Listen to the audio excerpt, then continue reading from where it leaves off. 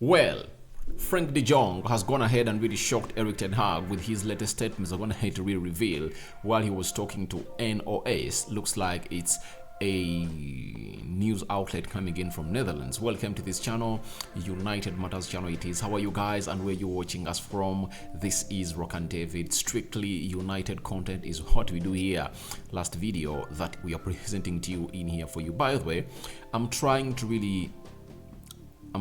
to start ending around midnight. You know, I want to start around midday, then around 6 p.m. one video, and then around midnight I upload one video, because you people really miss out on certain content because I really work late sometimes. So put me in your prayers such that I really go onto that plan, because I want to be having a fixed time of operation onto this channel. Now we are discussing Facundo Pellistri, a deal that might keep him at Manchester United for a very long time is being discussed. And lastly, Dean Henderson, the goalkeeper that was loaned at Nottingham Forest, is one of those that Nottingham Forest want to really keep and sign on a permanent after they secured their place to stay into the Premier League next season. So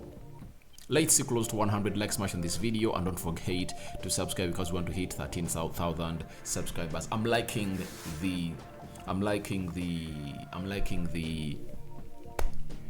reaction, the way you guys are really flocking in to watch these videos. I'm really impressed. Now, Frenkie de Jong has gone ahead to really tell Erik ten Hag that I'm not coming, you know, and he said the following about last summer, that the club was in a difficult situation and they could have sold me for a big fee, but I didn't want to go and stayed. Manchester United spoke with Barcelona enough, though I wanted to stay. I want to be at Barcelona for as long as I can, he told Nops via Fabrizio Romano. Now, Frenkie de Jong is a very good player, and I don't feel like telling you exactly what really happened, because you all know what the Frenkie de Jong story did us last summer. Because Frenkie de Jong found himself in a situation of being wanted out by Barcelona, and United agreed a deal with Barcelona of 85 million euros. But Frenkie de Jong clinged on this and said, I'm not going anywhere. I'm not going anywhere. And we spent close to 3 months taking on the mantle to sign Frenkie de Jong, and Frenkie de Jong snubbed Manchester United. And we all were told that the reason as to why the deal never came to materialization, it was simple. Barcelona had deferred wages for Frenkie de Jong, and they summed up to 17 million euros, and they wouldn't really afford to pay that amount of money. So you all know what happened last season, you know, to an extent that Erik ten Hag made a decision and told the board that don't sign any player until you get Frenkie de Jong, meaning that Frenkie de Jong with his marquee signing as Erik ten Hag. But things never went on as planned, and obviously we found ourselves not signing Frenkie de Jong, but we ended up getting Casemiro, a player that is doing wonders into that position at Manchester United. Now, Frenkie de Jong has told Erik ten Hag that I don't want to go anywhere. I want to start Barcelona for a very long time, and right now he's in good terms with Xavi. So he might not be that kind of player that Ten Hag will get this season. And you know, Ten Hag is really obsessed with Frenkie de Jong. Even if you told him that Frenkie de Jong is a variable, he will pose all other deals, and obviously say pose the deal of Vlahovic, all Harry Kane, all Kim Min-jae. First get me Frenkie de Jong. That is how Erik ten Hag loves this player. But the player has told him that he wants to stay at Barcelona for a very long time. And I think Ten Hag should really get Frenkie de Jong out of his brain and let him focus on other midfielders, because I don't want us to find ourselves in a situation like where last season, when we spent close to 2 months chasing one player. That's it. Would have gone ahead to get these other players early enough, but Erik ten Hag told the board, first get the deal of Frenkie de Jong out of the way. And when people go ahead and really blame the board of Manchester United that it took long to sign Anthony, and that's why Anthony costed them that huge amount of money, I sometimes don't blame them, because the new manager was in here for you and he gave them orders. And you remember, no sooner had United agreed a deal with Barcelona of 85 million euros to really get Frenkie de Jong than we made our first signing of Tariq Malacia at 13 million pounds from Feyenoord. You remember that very well. But remember, this player had already agreed a deal to go to Olympique Marseille, but they found themselves in a situation of not agreeing a deal, and United went and really got in this player. So it shows you how that one player just lagged us on, for a very long time, and I wouldn't like to see these things happening. I'm afraid a little bit Barcelona might also decide to sell Frenkie de Jong again, and we might go into the same situation. So there is no way we're going to rule out Frenkie de Jong in the transfer window of this summer, but I just beg that Erik ten Hag just puts away the obsession he has for this player.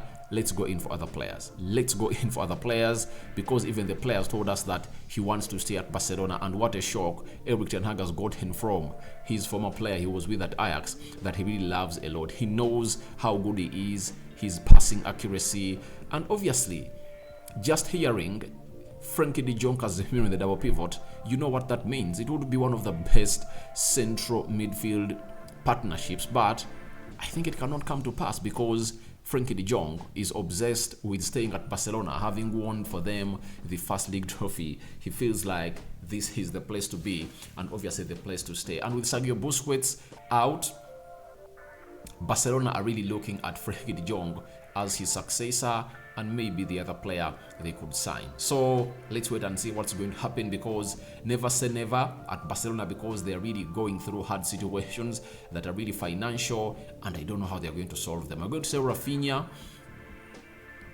and are they going to sell Rafinha and Ansu Fati, or Frenkie de Jong and Rafinha? We don't know who they're going to sell, because the signing of Messi back to Barcelona is going to really get them more income, close to 250 million euros. So if they can sell Frenkie de Jong or Rafinha and Ansu Fati and bring in Messi to make them all that amount of money, I think they might find themselves in a situation of selling Frenkie de Jong. So I'm not ruling that deal out, however much Frenkie de Jong is saying that, but my worry is simple, that we will be kept on again as we were last season on signing the player in the names of Frenkie de Jong. And Ten Hag can pause anything for Frenkie de Jong, like he paused it towards the transfer window of 2022. So let's wait and see how that is going to pan out. But de Jong has gone ahead and really shocked Erik ten Hag that I'm not interested in coming to Manchester United. All I want is to be at Barcelona as long as I can. And that is his dream team. You know that at the age of 6, there is a photo of him donned into that jersey of Barcelona. Now, let's leave that at that, and let's go to Dean Henderson. This story has gone ahead to excite me as a player, as a fan of Manchester United, because we are supposed to sell to buy.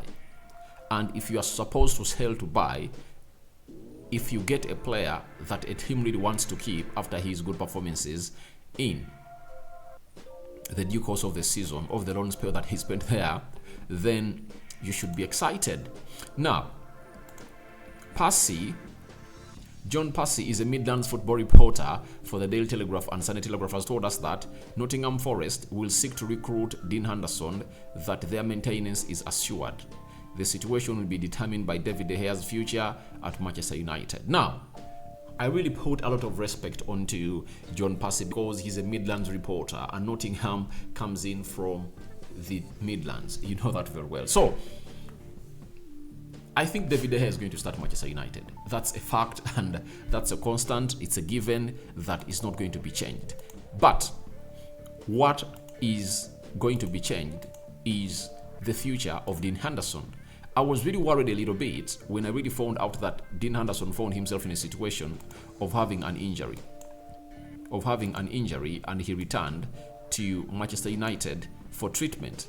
And that really hit me bad, or hit me hard, because I found myself in a situation of really not understanding exactly what decision is Nottingham going to make on a goalkeeper who is really injury prone. And good to see to it that a decision has been taken by Nottingham Forest that they want to sign him on a permanent deal. And if I were to sign him on a permanent deal, I think we can bargain like 30 to 40 million pounds for Dean Henderson. And in this summer, we are supposed to sell to buy. If you can sell the goalkeeper known as Dean Henderson for that much, and then get in more and more and more money coming in from these hells, that can help us really finance the summer of Eric Ten Hag. Because if you sell Dean Henderson at 30 million pounds, Harry Maguire at 30, Scott McTominay at 30, that's approximately 100 million pounds from 3 players. If you add that 100 million pounds to the 100 that we already have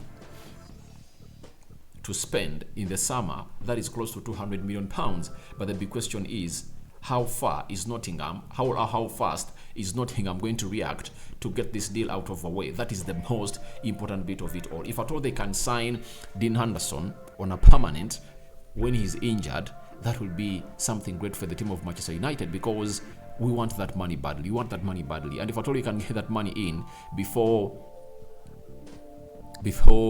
the end of June, that will be something better, because we'll know that we now have money to go on and really facilitate the transfer of Kim Min-jae to Manchester United. So that is a story coming in from Percy, a reporter in the Midlands, and that is going to excite me, because at least we now have 2 players that we can sell and really get some good amount of money. Scott McTominay is being wanted by Newcastle, West Ham. Those 2 teams are really willing to finance that transfer of that player. And obviously,